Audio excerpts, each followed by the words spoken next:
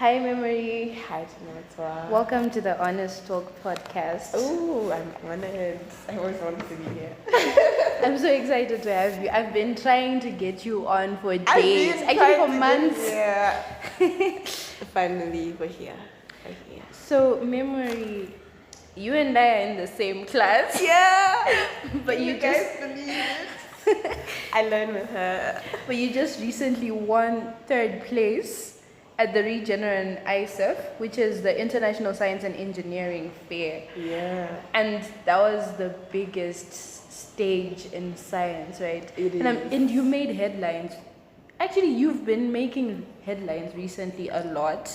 And I'm sure the question on everyone's minds right now is, who is Memory? Because I personally found myself asking myself the same thing. Like, I sit next to this girl every day. Yeah. But like, please tell us a bit about yourself.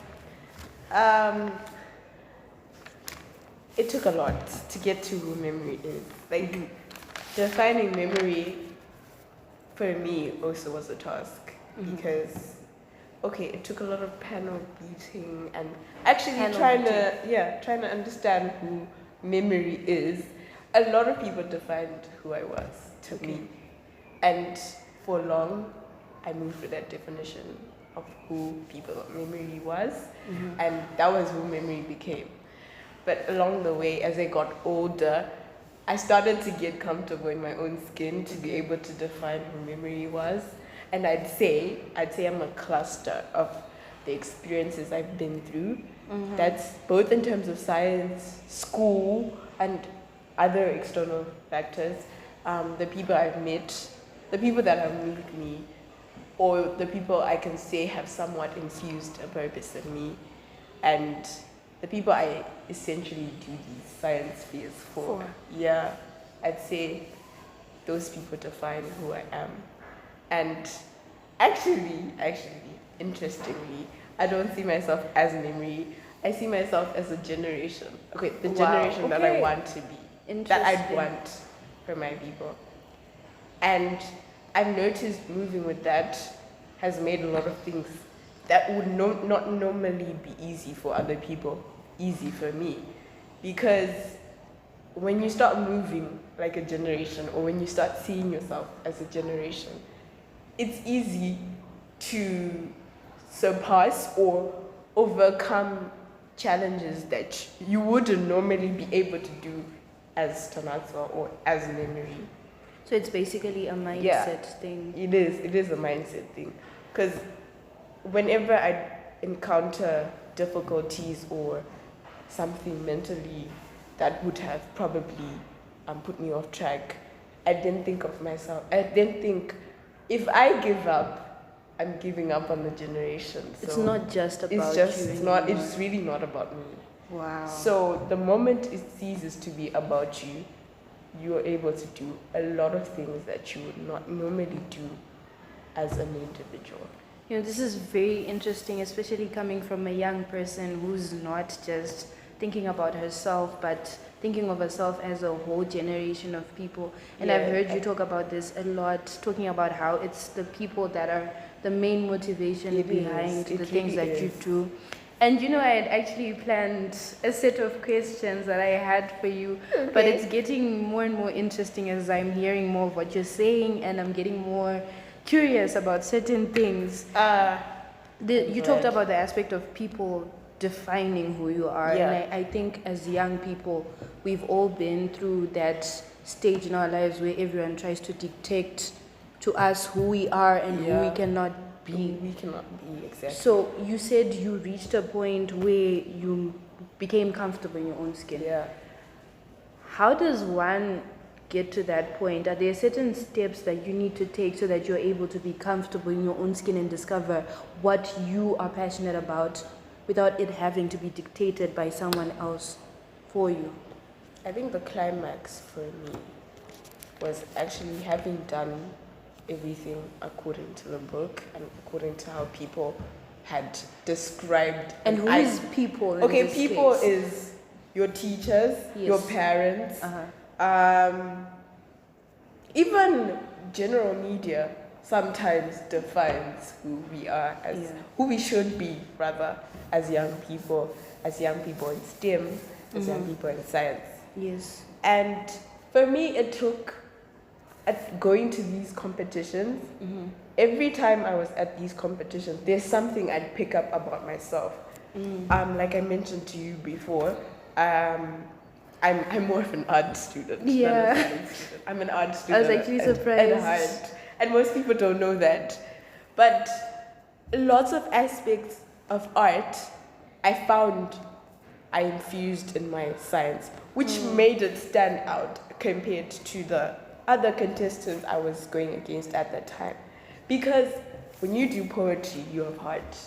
And being able to infuse heart into a concept like STEM, which is not normally those two are emotional, not. and it's actually Very quite different worlds. But if you're able to merge things like that together and be able to infuse heart into it, that was memory. That was memory. Yes. No one had ever tried to merge the two. Exactly. But because I was good at arts and I enjoyed doing arts, which was me, subconsciously, I didn't know that was memory, the artistic side and everything. That was me.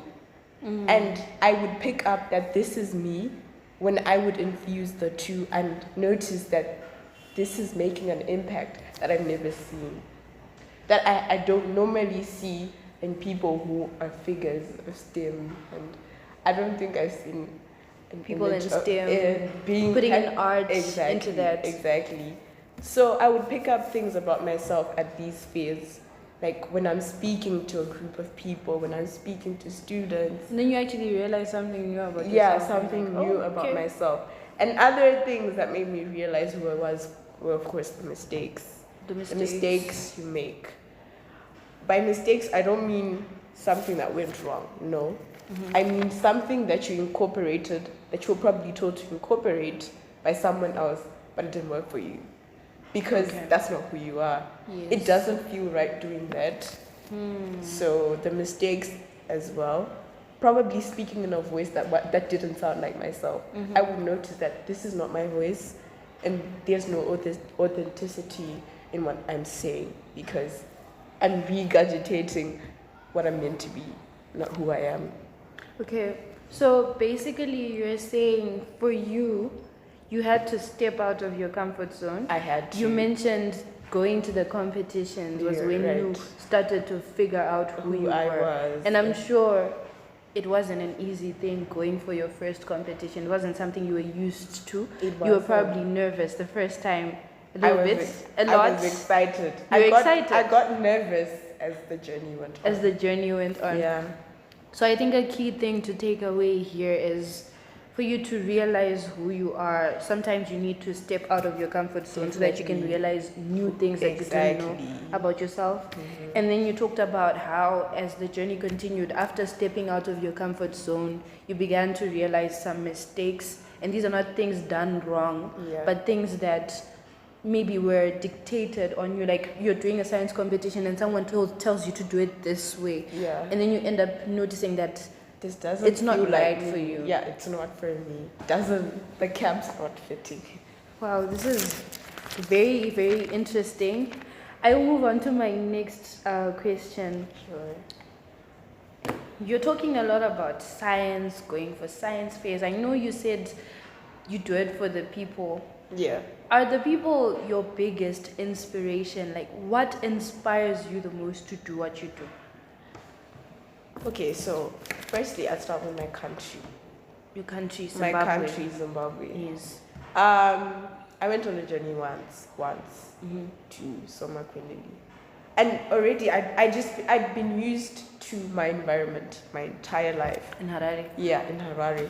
I had nothing outside of Harare. Okay. And I had no force acting on me being in Harare because I thought everything was fine. I thought I was comfortable. I was comfortable. But stepping outside of Harare was stepping outside of my comfort zone, like you mentioned before. Again. And I began to see things that I didn't think existed. I of course, we heard about child marriages. That was Yes. something we heard a lot about. We heard about girls not completing school and just ending at the 7th grade. Those were things that we heard They're like about. stories. Stories. They were just stories. Yes. And in our comfort zone in Harare, we're just there listening to the stories, but there isn't much to move us because we're comfortable. And we haven't actually seen it. We haven't seen witnessed it. But I saw it. And I think that was the turning point for me. Actually witnessing it, actually interacting with people that weren't in the same line of opportunities that my life had placed. And when was this, by the way? I'd say Form 2. Form 2. Form 2. Wow. Yeah. That's when I realized that not everything's okay. But the sad part about it is that I have to step out of Zimbabwe to bring Zimbabwe to Zimbabwe, if that makes sense. Yes. I have to try and go learn other concepts, go learn other things, harness other technologies elsewhere that I have to try and implement here. So essentially, I think I talked about my organization, the Kurepeka. But my audience does not know about your so the organization. Kurepeka Foundation Yes. essentially aims at having small satellite schools in remote areas in Zimbabwe. So it's a lot of places do not have schools. And if the schools are available, they're miles away. And there isn't an area where students can converge and try and meet up to have some sort of a lesson. So I aim to have like small satellite schools in remote areas in Zimbabwe, which I'll be working on after my A-levels. Yes. But looking forward to seeing that. yeah, but that's it. It's gonna take a lot. Yes. But it's been easy recently. Okay. Sister has also offered to help, and I recently realized that she has the same ambition and vision, Wow. which was crazy. And so I guess God also puts you in line with He does. the things that you want to do All the time. yeah, and that's something I've seen throughout my life. So, noticing this, for me, was the pushing factor. That's when I ceased looking at myself as memory. And you became the The generation. That's essentially the context when I say.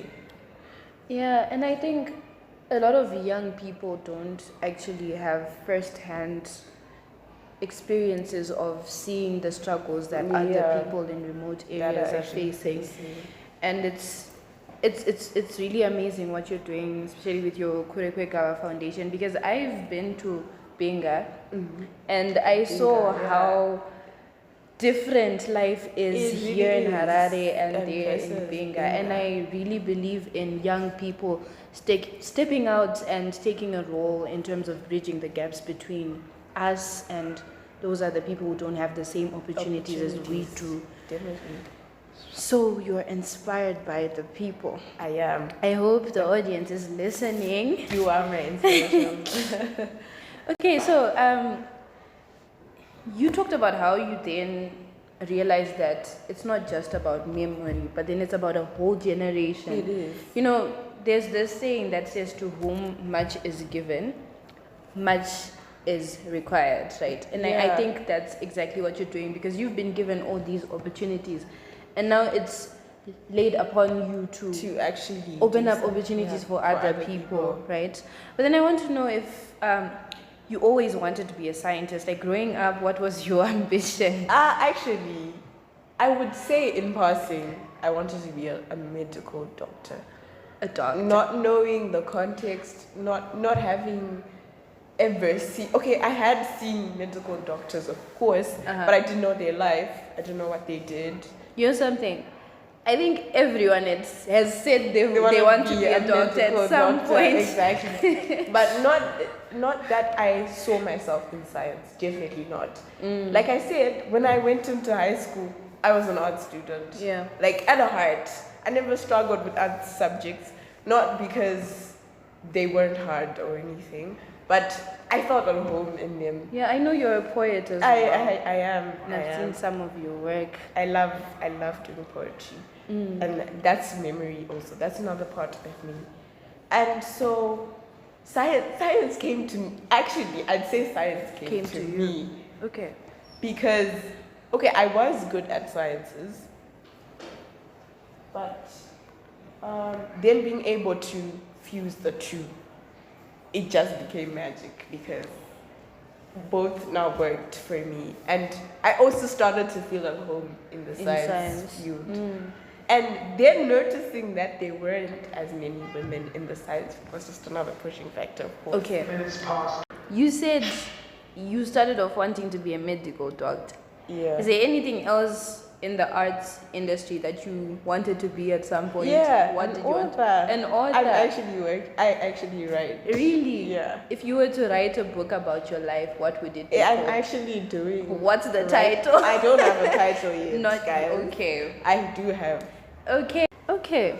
Very, very interesting. An author. I would say after reading some of your work, I would definitely I can see the vision. Like you would be a good author and I'll definitely read a lot of your work. Thank you. That's awfully kind. Yeah, okay.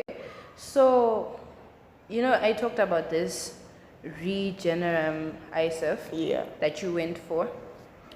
But then I'm sure you're the one who can explain your experience. Okay, I can. So that people can really understand. So tell us about this recent achievement of yours and also tell us what help you got.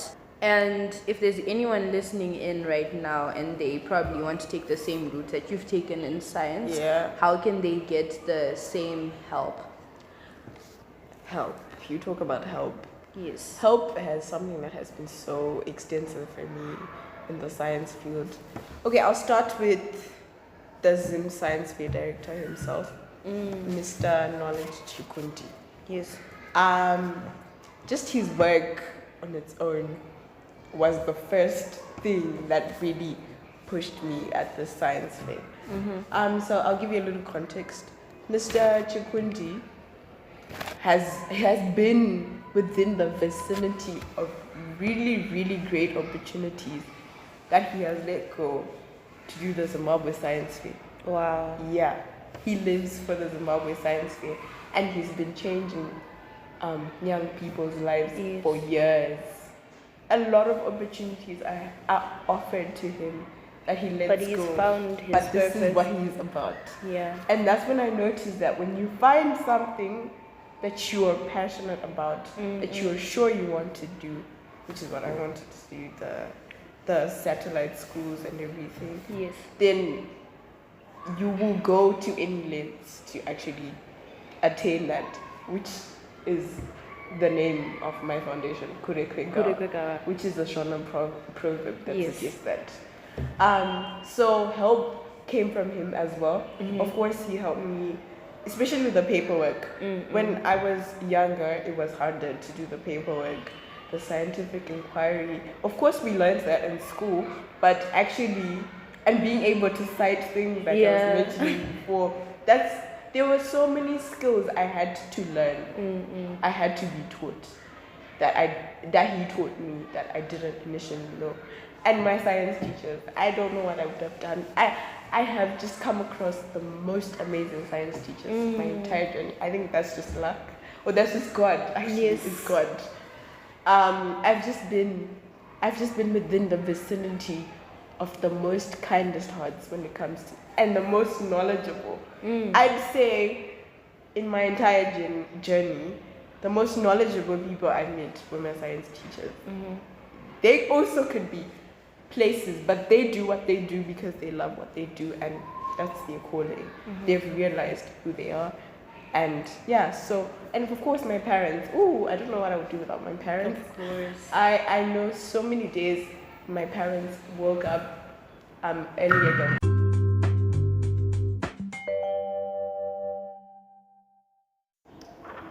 Hi, Memory. Hi, Janatwa. Welcome back to the Honest Talk podcast. So we started this interview last week. Yeah. And we're still not done yet because there's just so much rich content coming up. Really? Yes. Okay, so without wasting much time, I'll just get right into the next question that I have for you. Sure. So last time we ended off talking about the help that you've gotten. Right. And now I'd just like to find out, have any of your solutions been implemented in real life? Like, is there any work towards implementing the science solutions that you come up with in real life to solve real life problems? Well, that's the other thing. It takes a lot for a government to actually then implement the projects that these young people do at these fairs. But the current one I'm working on, definitely, yeah. Yes. The one I went to the States with, that's that one. I'm working on having that implemented because that's something we really need, especially now that we have a huge fuel crisis globally, not only in Zimbabwe. Would you kindly explain on the project? What is it? What does it Oh, do? right. Yes. So I designed a reed biofuel to serve as an alternative and a main source of fuel in Zimbabwe, where only 15% of our ethanol is to be blended with other imported harmful fossil fuels. Okay. And this has made Zimbabwe the highest importer of fossil fuels and fuels in general. And most of our money goes into importing these fuels and like petroleum, crude oils and everything. And these are to be blended with ethanol that is sourced from sugarcane because our ethanol here in Zimbabwe is made from sugarcane in Chiredzi. But we only make a very small percentage of that ethanol. That's only 15%, which is not adequate to make us self-sufficient. So these reeds contain more. And you're talking reeds like water plants? Water plants. Wow. Yeah. Wow, that's... They're very similar to sugarcane, very, very similar. But they have more desirable characteristics, like they have more metabolizable sugars as compared to the sugarcane, and the concentrations of sucrose are higher as compared to sugarcane, which is quite shocking because they've never been implemented for that use before. That is very interesting, and I'm curious to know what made you think of reeds. Oh, right. So every school morning run, like the area that I stay in is flooded with reeds. It's just reeds everywhere. And people usually cut them down for like control, and people consider them a nuisance because of thefts and things like that. So people try and get rid of them. They're never implemented in anything useful. And they struck me because they looked very similar to sugarcane. I remember this one time I was in my aunt's field, and I was trying to get sugarcane. I wanted sugarcane. Okay. But I couldn't tell the difference between the two and the sugarcane. And that really struck me. I was like, what? Is this sugarcane? She's like, no, that's not sugarcane. Let me go get you some sugarcane. And that's what struck me about these reeds. Wow. Yeah, and the fuel queues in Zimbabwe were just bad. They were terrible. And it was not a good environment to expose especially women and children because it's so violent. The queues are just so long, and not most of the times that people are in these fuel queues, we don't actually get the fuel. We're just there hoping to get something. Yeah. That's very interesting. So you're looking for sugar cane But for a snack. Yeah. And then you found reeds and you're like, okay, what can we do with these reeds? Let's make fuel. Yeah, because if sugarcane can, then I'm pretty sure these can too. That's interesting. A very interesting story. Okay, so you've had a lot of success in science so far. And a lot of failures too. A lot of failures as well, but your successes are most prominent. Okay. So what is one piece of advice that you would give to a young scientist who's just starting out? Do the work.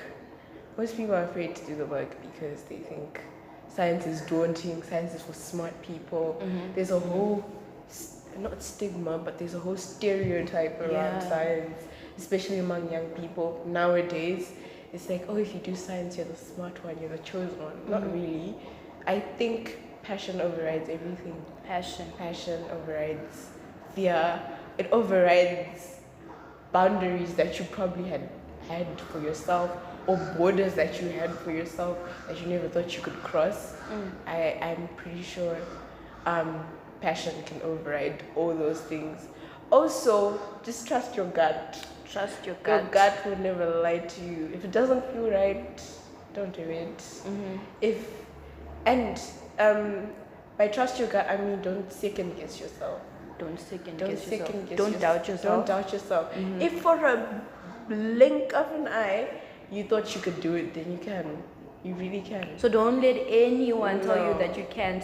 Don't. As long as you thought that you could, that you at least could. for one, even for 1 minute, Exactly. you can go That for it. split second Uh-huh. is the most important thing. Your So gut. do the work. Be driven by passion. Yeah. Trust your gut. Trust your gut and have fun. Enjoy Have it. fun. If you don't enjoy it, then there's no point in doing it. Still speaking of the young scientist just starting out, Right. let's say I'm a young scientist and I've just been going through a lot of failures. Yeah. Yeah, how am I supposed to deal with that? Or how would you advise I deal with that? So, actually, never giving up. Never. I know that sounds cliche, but I got to a point where I thought, I think I'm done with science. I think this is it for me. But God always has other plans for you. Yeah. If you play your part, His plans will just fall into line, fall into motion, in accordance with what you're doing and in accordance with your life. And He will always place people to get you on the track that He wants you to be on.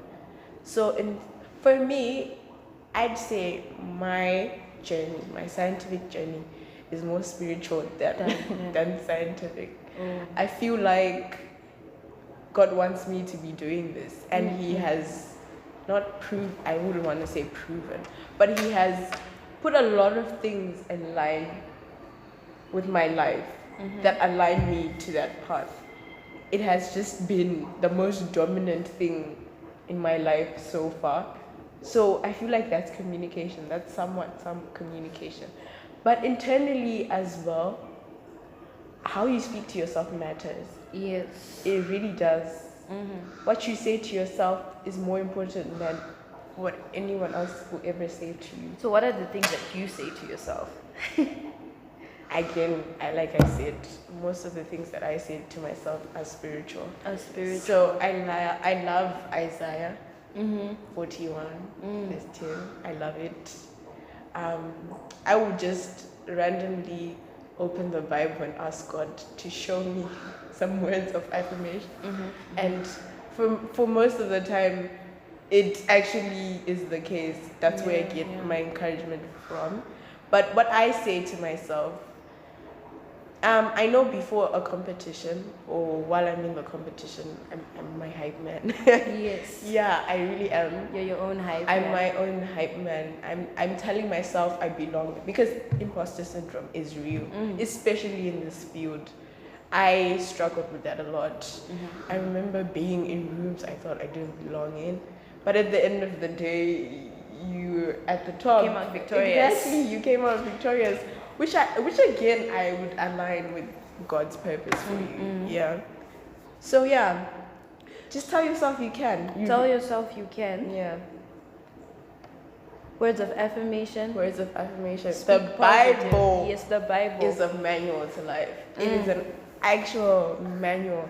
And never give up. Never give up. The never give up part, do you mean giving up is absolutely not an option? It's never an option. There's a difference. Okay. You need to be able to know when to take breaks. Okay. So take breaks, but taking a break can sometimes seep into giving up. So be very careful with your breaks. Okay. Do take breaks. I feel like when you think you're burnt out, or when you have burnouts and you feel you can't do this anymore, or when the failures is just piling and piling, take a breather. That's what worked for me. That's what I did. I took a breather. I took a break, and I just evaluated what I'd been doing, and I just went in with a different mindset because during my break, I would evaluate how my mindset was like during previous competitions, what went wrong, what I would have changed. And God has been so gracious and so merciful, and He's given me so many second chances, but we don't always get those. So I think my advice to someone who's struggling or who's been facing frequent failures is take a break. So take a break, but never give up. And come back stronger. Come back stronger. So when you take a break, you regroup, you assess why you've been failing, and then when you come back, you're better and you've got a better strategy. Yeah. And you're refreshed, you're energized. Remind yourself why you started doing that in the first place. Okay, so that is very interesting. I'm sure our audience are taking notes and they're being encouraged to get into science, especially the girls out there, because I feel like that's essentially what I do science for. You've been and you are still an inspiration to many young girls who are afraid to get into fields that are mostly male dominated. Right. So I hope somebody out there is getting something from this. We've been talking a lot about science. Yes. So I'm going to get into a bit of who you are. Sure. Yes. Okay. Right. You've already touched on this question a bit, but I would like to ask it again so we can get a bit more information actually on that. You've spoken about how your scientific journey has been more spiritual than physical. Definitely. And on the honest talk, I like to target young Christians or young people that may not be Christian yet, but like are on their way to becoming Christian. So it's very inspiring to find a young person who's out there making moves and is not afraid to speak about their Christian identity. I really am not. Yes. So what is the role that God plays in your life? And like, would you like to speak a bit more on your relationship with God and how you maintain that? So it hasn't been easy. Starting off wasn't easy. I used to think I was a full-blown Christian. Going to church, doing everything according to the book. Religiously. But according to what I'd been told a Christian does. But during the lockdown, when churches closed and we were essentially alone, I'd say that's when I started to know God for who God is. And that means reading my Bible. I think for you to be able to receive scripture and for you to find your identity in Christ, I don't know any other path other than going through your Bible. For me, it actually started with a TikTok. A TikTok. Yeah. It was, what can I say? What's the word for, is it condemnation? No. Condemnation? No. When the things that you've been doing wrong are brought to light. The word was right on my tongue. The things that you've been doing wrong are brought to light. Conviction. Convictions. Okay. Yeah, that it brought my convictions to light. I realized that I knew nothing about the Bible. I knew nothing about God. I knew nothing about God's character. I knew nothing about how God works, who He really was. And I started to learn who He was through the Bible. Through the Bible. But it gets harder. How are you reading the Bible? Were you like following a 1-year reading plan? I actually joined a Bible plan. I started doing plans after I started on my own. Okay. So I would just focus on a book a day. Just any random book? Any random book. And finish the whole book in that day? In that day. Okay. I would start with the New Testament. Most of the books are very short. Yeah. So reading the Bible then started to bring to light who God was, what His character was like. I started to know things that I didn't know about God that are not normally preached in the church. I feel like the church nowadays is more of prosperity gospel. Okay. And we forget that sometimes God is just. He's wrathful. He will, what can I say, correct you. He will sometimes not forsake you, but like sometimes make you realize your path, not in the most pleasant way. And he does say that he will not let us face any challenges that we cannot overcome. So the fact is, he will let us face some the challenges, but he will always have a way for us, and he will always be carrying us. Yeah. I don't remember where I heard the story from, but it's very recent. It was sister. Okay. The other day when she was talking about the dream, about how God carries you. The one with the steps. Yeah, that analogy, I can say, really applied to my life. So to our viewers, yeah. there's a story that Sister Kudzai, our head, shared with us in assembly last week. Yeah, last week. She was talking about how there's this. Was it a dream? It was a dream. It was a dream. It was a dream. Okay. There's a guy who's having a dream. Yeah. And in his dream, he's walking by the beach, and so he sees the footsteps, his footsteps. Yeah. And during the times that he's happy and everything is going well in his life, there are two sets of footsteps. And one set is God's set and the other set is his set. Yeah. And then during the times where he's troubled and needs God the most, there's only one set of footsteps. So this guy was asking God, but why did you forsake me during the times that I needed you the most? Because I noticed that during the times I needed you the most, there was only one set of footsteps. And God said to that person, you're only seeing one set of footsteps because during those times I carried you. Yeah. Yes. So that's the story. That is the story of my life. Wow. I'd say. That is beautiful. Yeah. Beautiful stuff. Thank you. So, still on that note of being Christian, I know a lot of people in our generation say how much this generation is a broken generation. Yeah. And there's just a lot that goes on. Yeah, and now Christianity is now an aesthetic. Exactly. Yeah. What are your thoughts on being a young Christian in this generation? Is it hard for you? Do you sometimes have friends that you can be open with about your Christianity and others that you have to tone it down with? So, one thing about me, after my conviction, I learned not to tone down my Christianity. I became more vocal about my Christianity, and I wouldn't say force it on people, but I will in some way bring it up. If we can't talk about Christianity, then I'd rather not be friends. What are we doing? What are we actually doing? Yeah, if we can't talk about God, then I can't be part of that conversation. So definitely it's hard in this generation. For me, it's been okay.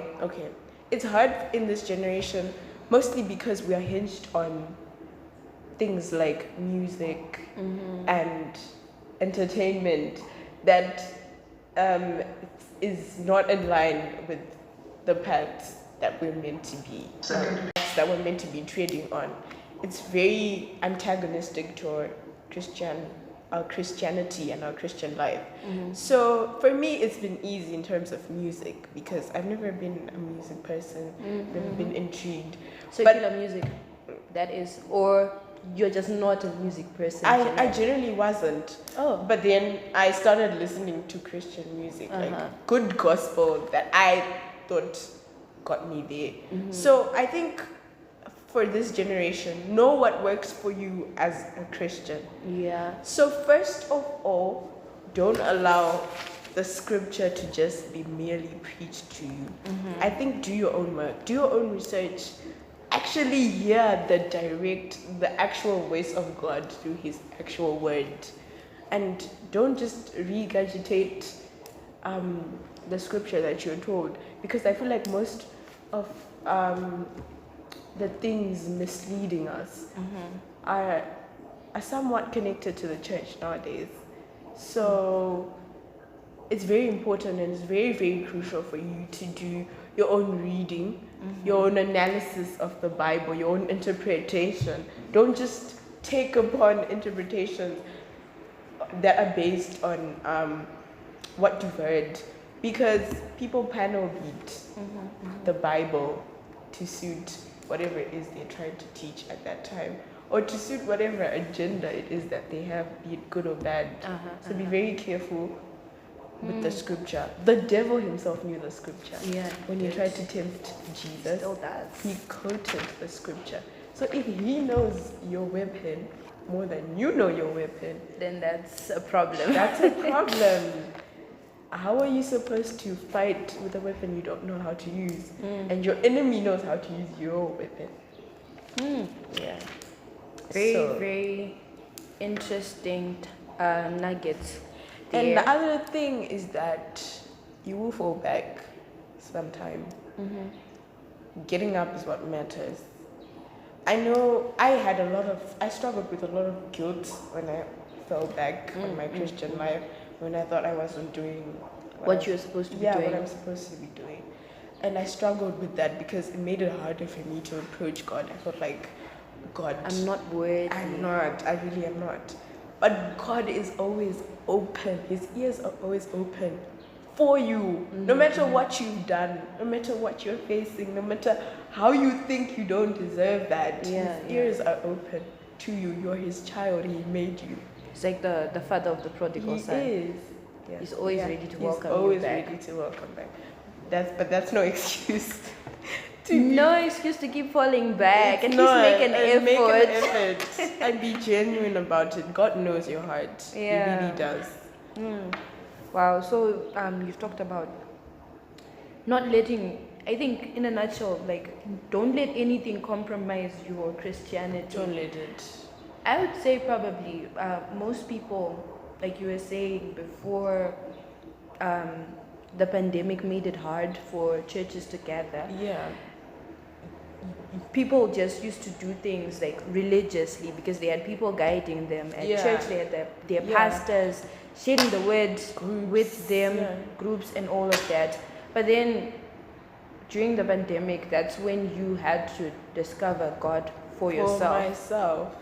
So it's important to have a personal relationship with God. And I think that also touches on how Christianity really isn't just about religion, like doing things religiously. Like I go to church on Sunday and then I pray when I'm at church and we sing songs and then I come back home. And definitely. it's not religion. It's actually like an identity. It is a way of life. It is an identity, and if you attach your identity to God, then I think the puzzle is done there. Even if your life goes a path that you didn't expect it to go, or that you weren't anticipating for, and it's not the path that you wanted for yourself, you just notice that things will just still pan out in the right way for the best. Because God is in it. God is in it.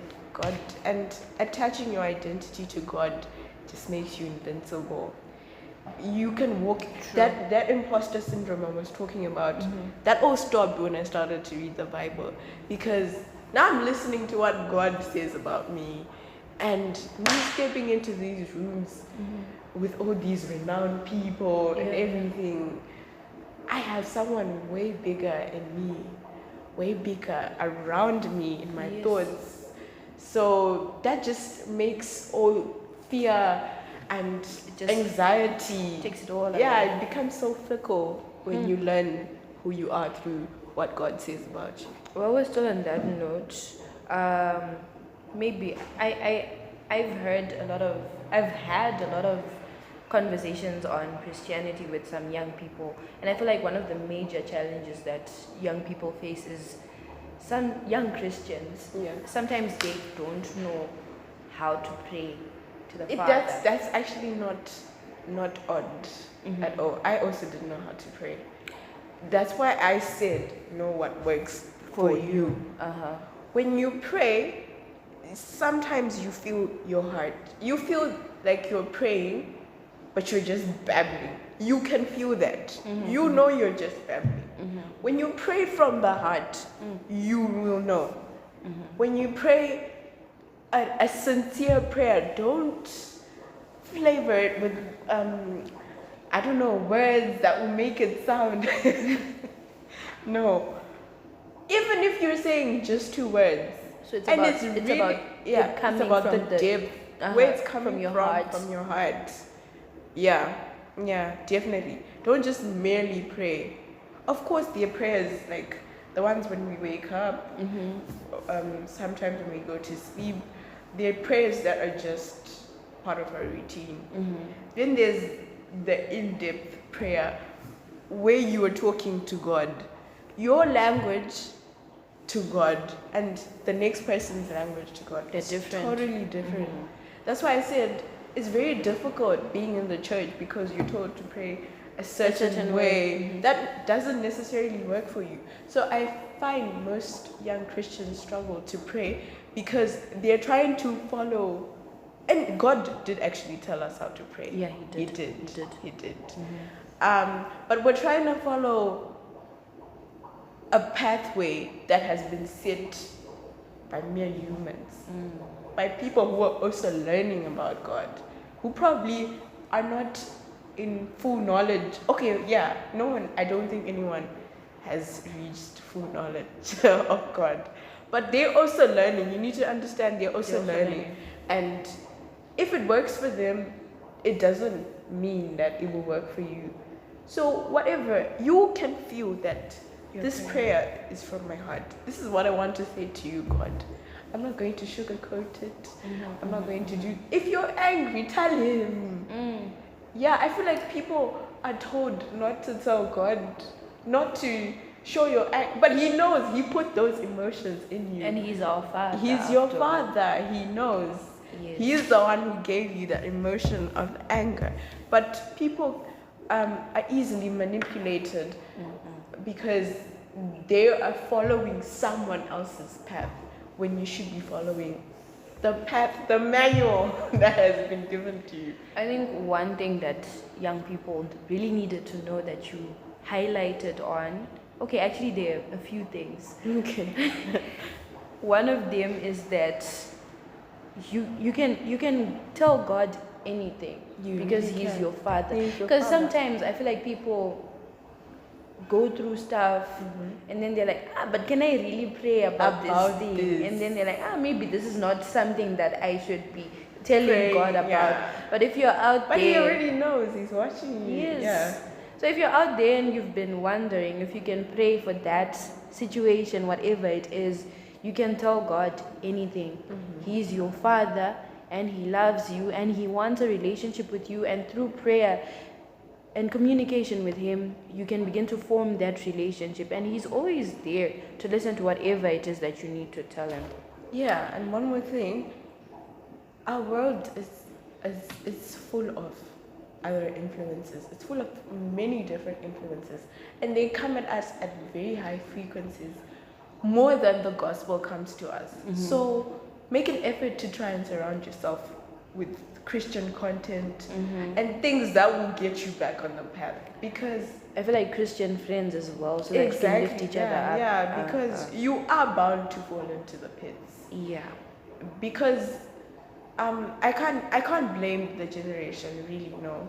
I think the devil is just at work, and he is really making an effort to try and penetrate our mindsets in whatever ways that he can. Yeah. I've been told that he cannot harm you in any way. He can only program you to harm yourself. That is so true, because he plants things into our minds. Exactly.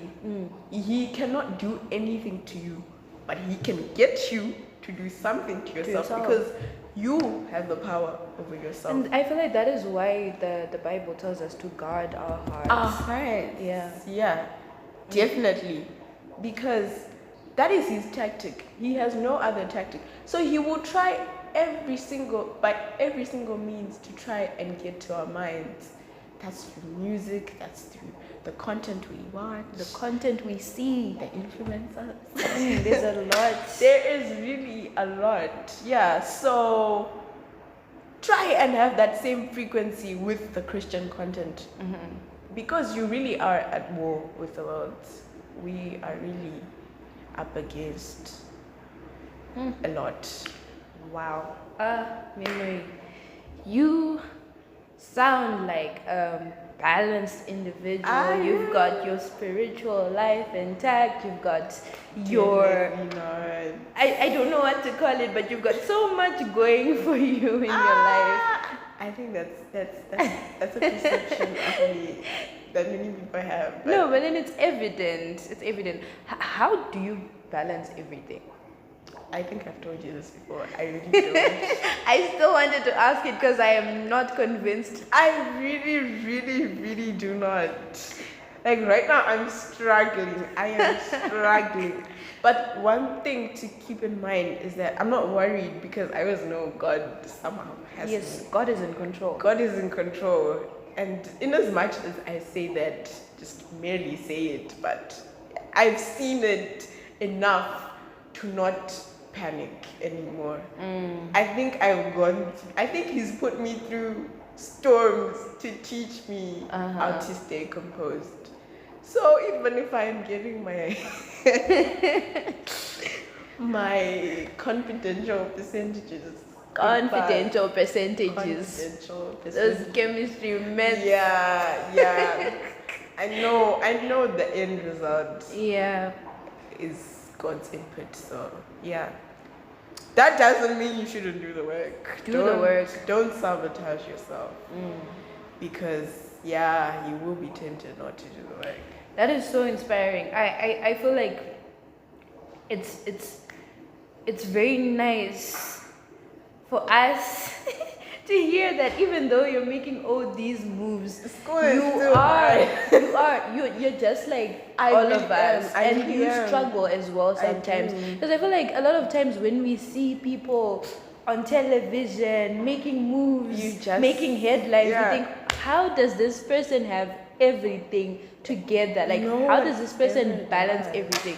So guys, she's not a superhuman. She's not. She's just making the most of the opportunities that she has, and you can grab it. Yeah, you can everyone that comes your way. And you can make moves as well. You don't need to be a superhuman for that. You really don't. You really don't. We all struggle sometimes. Yeah. Right, that is very nice. I'm going to ask this. This might sound weird. I don't know, but I'd like to know. What is the one thing that you would want to be remembered for?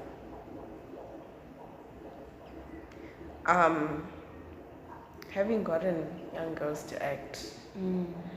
I think Susie Winnie Twinsie said that at her, is it an inauguration? I think it is a coronation somewhat. Yeah, she said she encourages girls to take up space.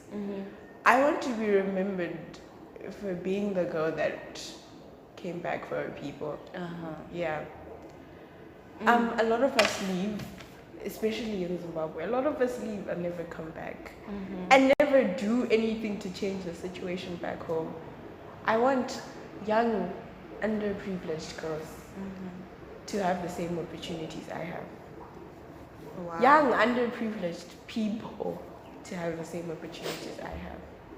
I did talk about the satellite school. You did. You talked about it. I think that's what I want to be.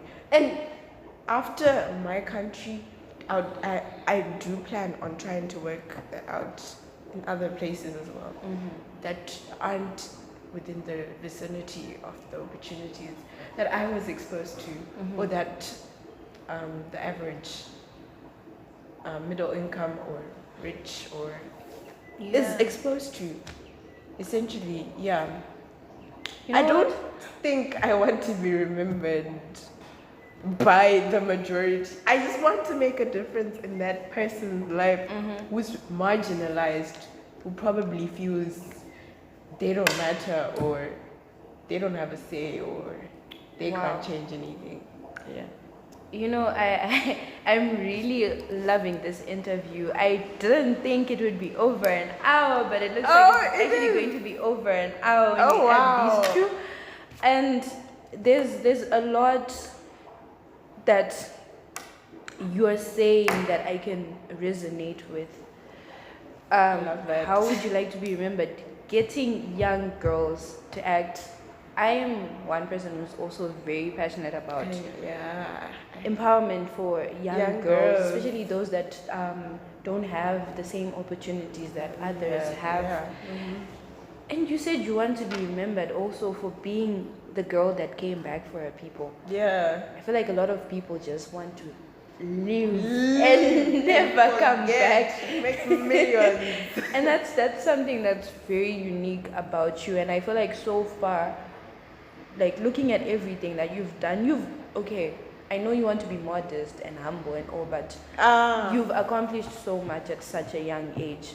And in everything that you've been doing, you've just been showing that it's not all about you. Some people will do it for the glory. Yeah. Some people will do it for the fame. But you've just had the people on your mind throughout the journey.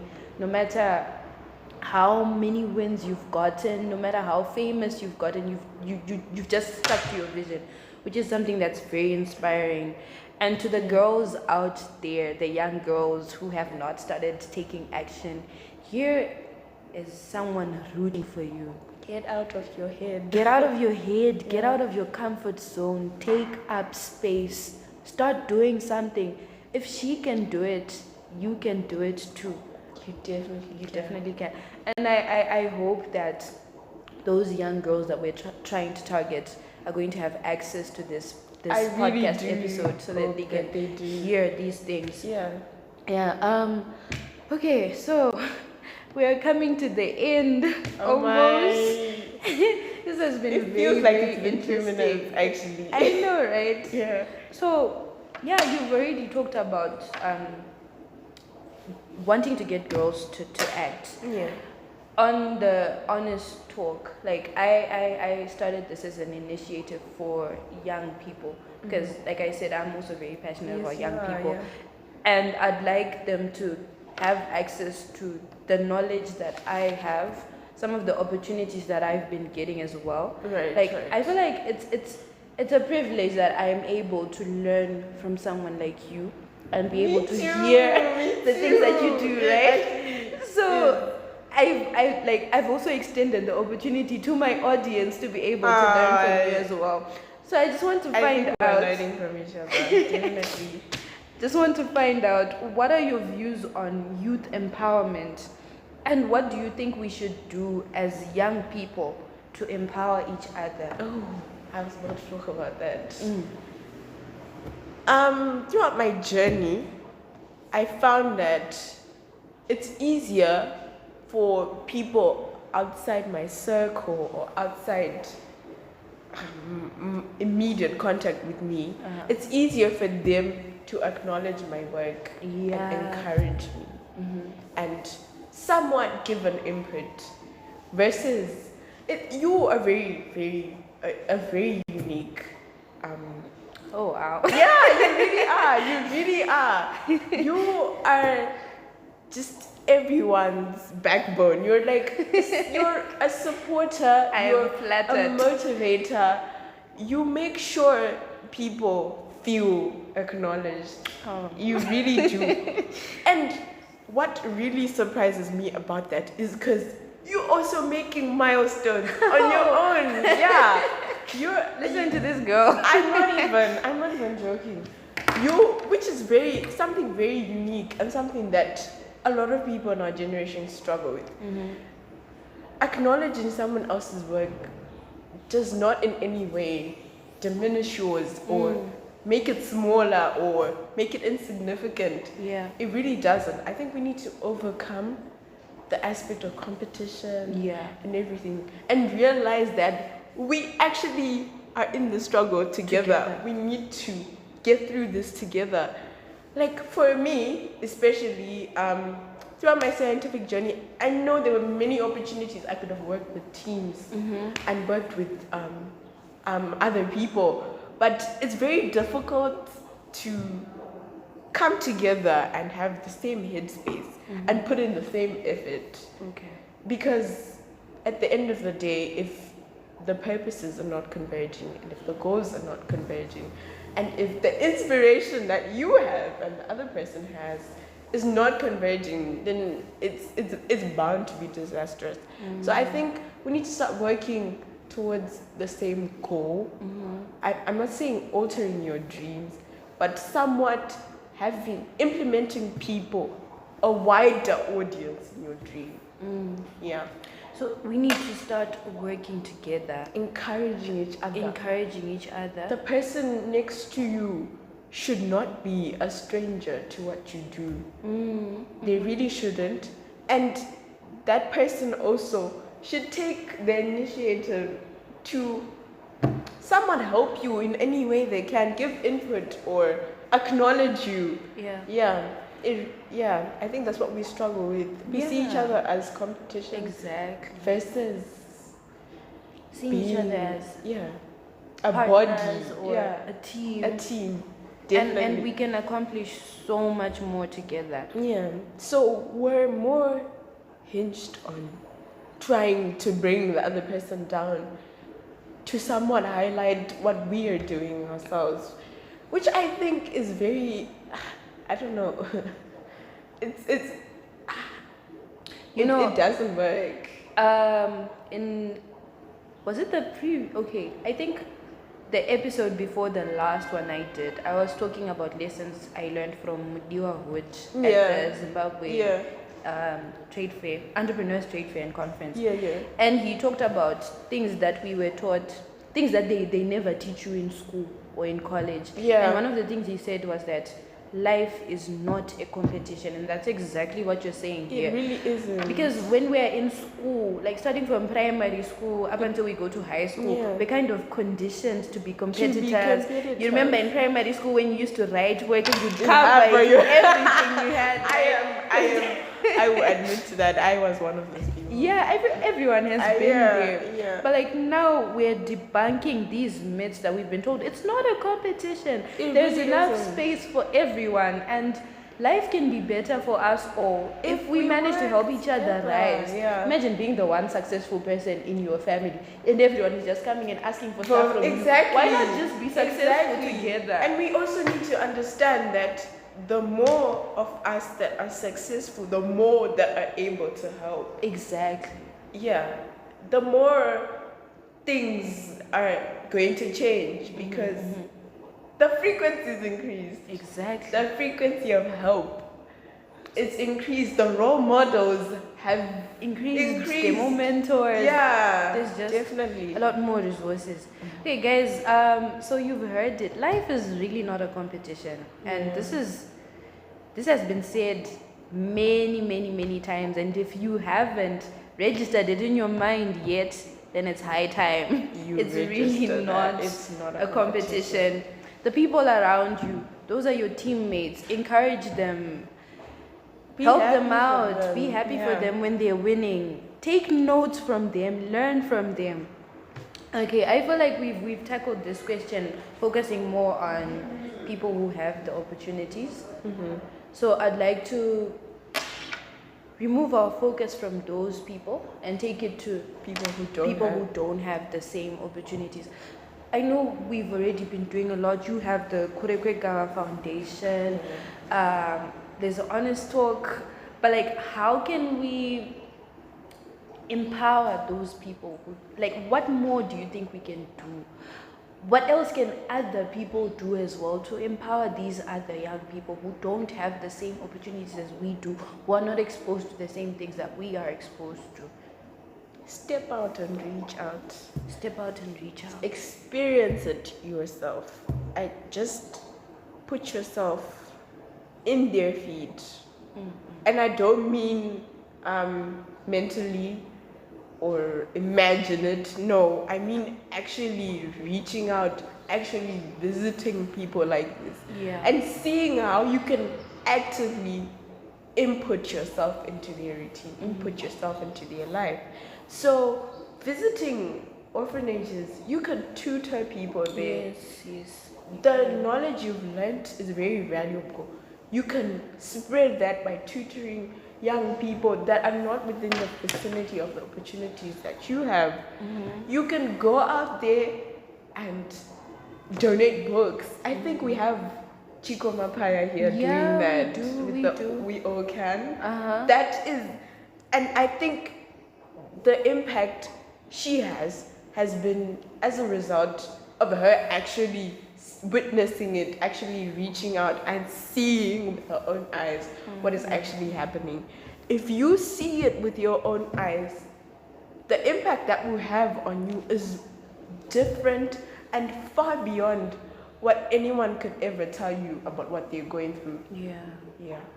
Wow. Okay, so guys, I know if you're listening to this, you're probably in a more privileged state, right? Here's a call to action. Actually, step out of where you are. Go out and see how other people are living their lives. Go out and visit orphanages. Visit people who are not as privileged as yourself and see how they're living their life. And then find out how you can help them, how you can empower them. She spoke about tutoring. It doesn't even take much resources. You're literally just taking the knowledge that you already have and giving it to someone else. Tutoring people, donate books. Let's be a generation of young people empowering each other so that we can create a better future for our nations and for the world at large. It's no secret that in Africa, the greater percentage of the population is made up of young people, right?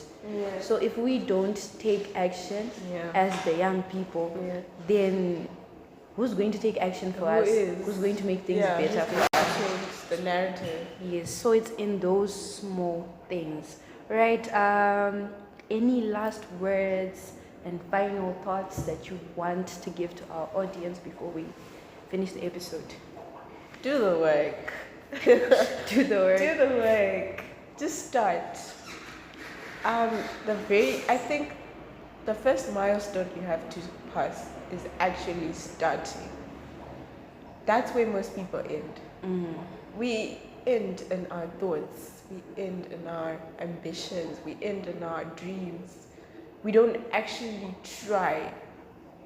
So try it out.